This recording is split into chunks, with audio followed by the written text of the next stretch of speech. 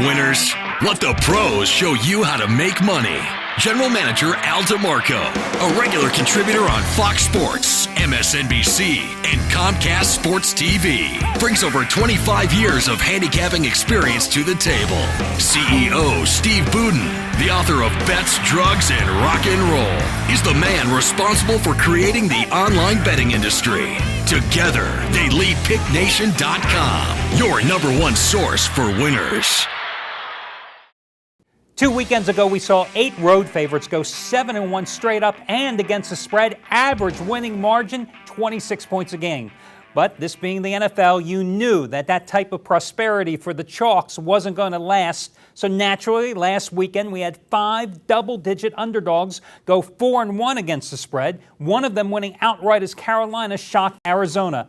Hi, everyone. I'm Al DeMarco. Along with me, Steve Budin. Every single Sunday throughout this football season, we're here with our pregame show as we break down key games from a gambling perspective. Today, we're going to break down the Baltimore-Cincinnati, New England-Miami, Houston, Indianapolis, and San Diego, New York Giants contests. And later in the show, we're going to take a few minutes to review some of our favorite NFL proposition plays as we approach the playoffs in the second half of the season.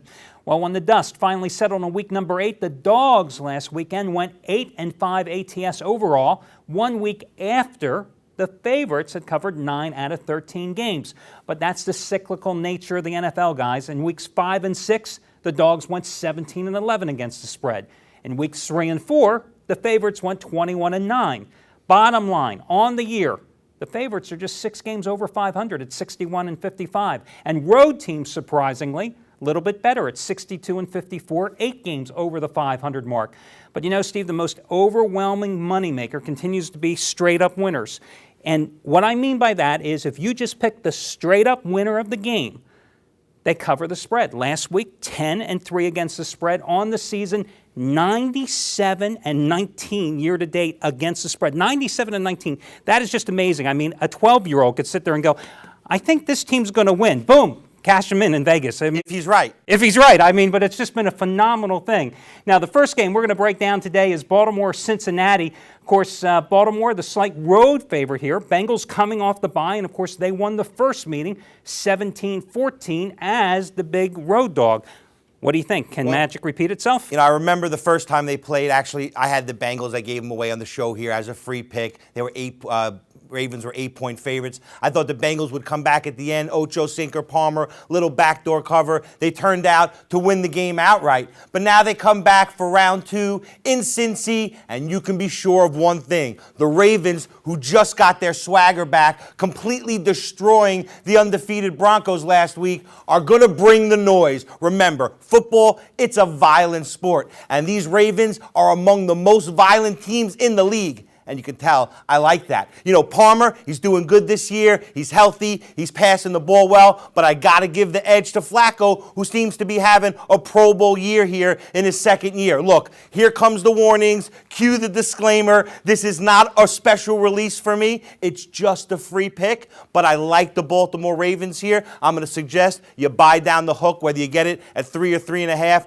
Buy it down, get a little insurance. Well, I, of course, was on the wrong side of this matchup in the first meeting. Last week, though, I liked Baltimore a lot when they took care of business and really whacked Denver, totally dominated the Broncos. You know, in the first meeting between these two, Cincinnati absolutely controlled everything in that game. 22-12 first down advantage, 403 total yards versus 257 for Baltimore. Cedric Benson had a monster game, 120 yards rushing against a Baltimore team that does not allow 100-yard running backs. But Carson Palmer has been red hot. Last 5 games, averaging 235 yards a game, 10 touchdown passes, and he has got an outstanding offensive line protection this year. He has only been sacked once every 19 pass attempts. The ground game behind that same offensive line, averaging 4.3 yards per carry. But I think the most impressive thing about the Cincinnati Bengals team, as opposed to what has happened to them in the past couple years, this year, third down completion attempts, 42% conversions. So I've got to differ with you here. Earlier in the week, I first looked at this line and I thought Baltimore was the way to go. But as the week progressed, I really like Cincinnati to win this game outright. So I'm going to say buy up the half point to 3.5 here and go with Cincinnati. And here's one of those cute little statistical trends that you got to take into account here. You know, the underdog has covered in every single game this year for the Bengals. And I think really last week the Ravens caught Denver coming off a bye. Baltimore was in a must-win situation, having lost 3 in a row. Their season was at stake. They were playing at home. And I think Denver was an overrated team. So that's why I'm going to go with Cincinnati to win it outright. You know, you make a good point. Cincinnati's definitely for real. In order for the Ravens to win this game, they're going to have to play very strong but very smart. No more stupid penalties, roughing guys up, extending plays, extending drives that turned into scores for Cincinnati the last time they played. I think that was also one of the big differences in that game. Well, that's right, because on the last drive for Cincinnati, which led to their game-winning touchdown, 3 costly penalties committed by Baltimore. 3rd downs. Right, that's what killed them in that game. But again, you're on one side, I'll take the other, and we're Save money, no bookie this week. and we're both saying to buy the half point accordingly in this one. Now, next we head to the AFC East, where New England, fresh off a bye following its London rout of Tampa Bay 2 weeks ago, hosts Miami. Big favorite, of course, the Patriots in this one. They are 5-1 ATS off their last 6 byes.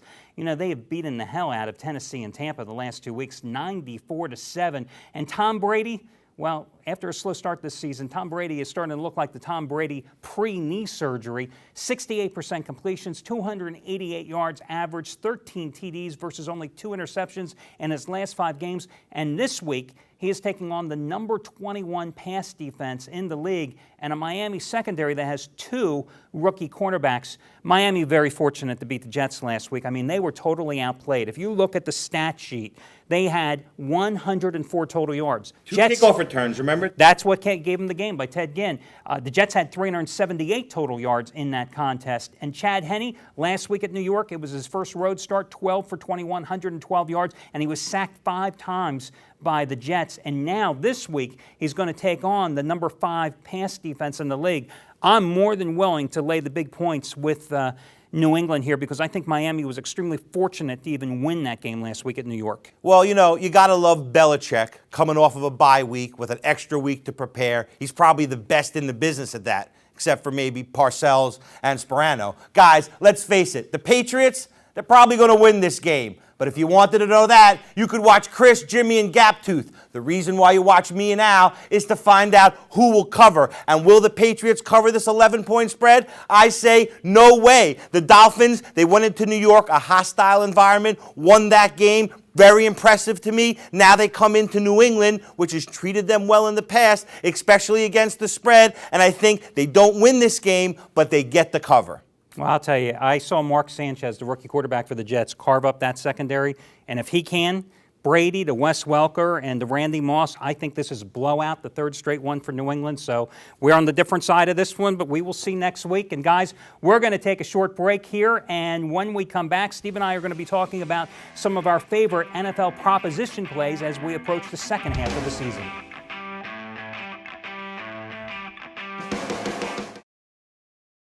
Free. You can't beat free. And guys, I've got an amazing free offer for you today. Hi everyone, I'm Al DeMarco, General Manager of the world's largest sports handicapping website, PickNation.com. 6 leading sports handicappers. How would you like to get their plays free for 3 days? Today, tomorrow, and the next day. Free for 3 days, the plays of Brett Atkins, Chuck O'Brien, Joel Tyson, Charlie Sutton, Jay McNeil, and Pete Angelo. All 6 handicapping experts at Pick Nation are yours free for the next 3 days. Just go to PickNation.com. Click on the free 3-day trial pass. That's all you've got to do, guys. All their plays for 3 days for free at PickNation.com. And when I say free, I mean it.